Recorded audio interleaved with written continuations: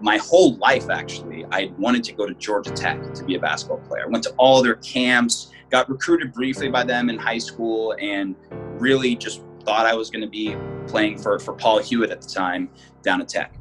That didn't happen. Went to Northwestern, which I was super happy with. October of 2011, Omar was a walk-on. Athletic, feisty, hardworking. We immediately knew why he was chosen to be on the team. He was going to use his athleticism, his positive attitude and energy to challenge the starters. Coach Carmody had a nickname for Omar. He called him Omar the Tent Maker. And it had something to do with one of the plays in the Princeton offense, something that went over all of our heads.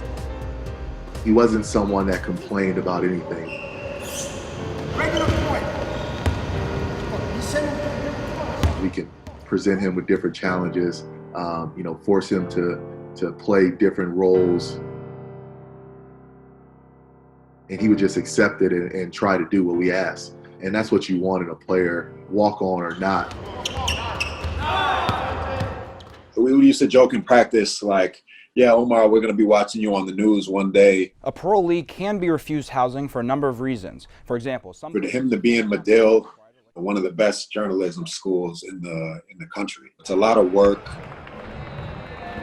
March of 2013, it would have been, when Northwestern decided to part ways with Coach Carmody.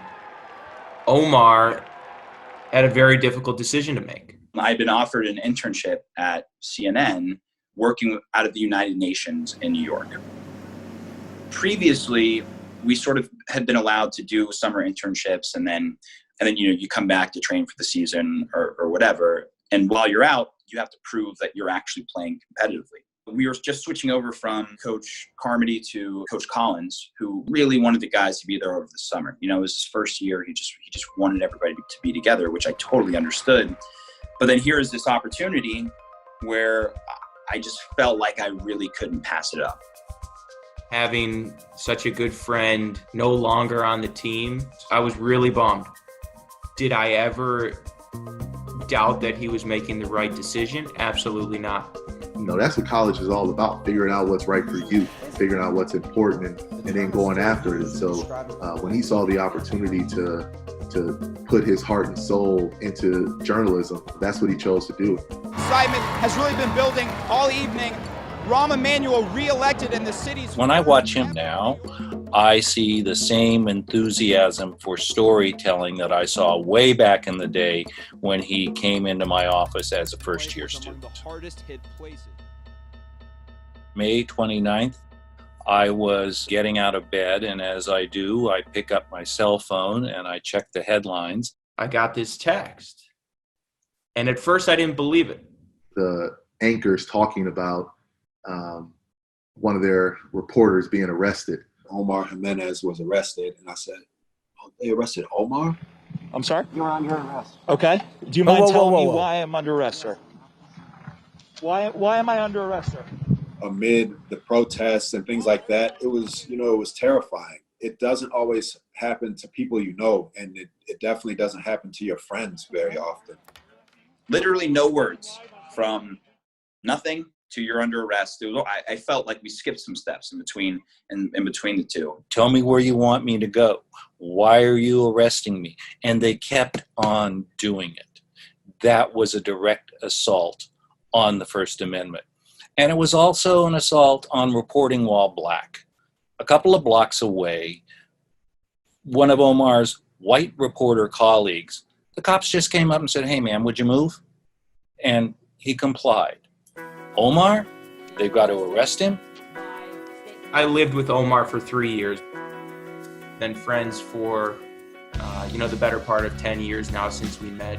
It's so hard to still wrap my head around what happened. Adrenaline was running through my veins and I wasn't even there. I do remember thinking, just how poised Omar was. And not only that, but at the same time, still being able to report and give people the news which is his passion, which is what he went to Northwestern to learn. So he was still, you know, while being arrested, he's still giving people the story of what's going on. Jimenez for three, he gets it! Omar Jimenez! The extent of being an athlete in this situation helped me afterwards, coming out and going right back to work. Because I think as an athlete, what ends up happening is whether it's an injury or whether it's a bad play, a bad shot, you're really trained to sort of put that aside. This arrest and detainment was not great. But I got a job to do. There's a bigger story to tell. I'm inspired by Omar.